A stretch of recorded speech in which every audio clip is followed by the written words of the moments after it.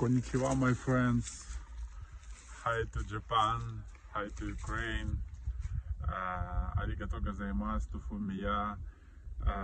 Now in Ukraine quarantine, and I hope we see you soon in Ukraine, our dear customer.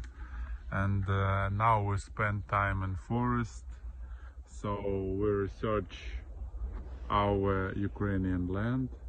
Ukrainian girls sitting at home, but we are working around forest. This is forest near Kiev, 100 kilometers, and in this area a lot of lakes. This area called Pereyaslav-Khmelnytsky because here Ukrainian Ottoman Khmelnytsky making one document with Poland army 400 years ago. So we research this forest area.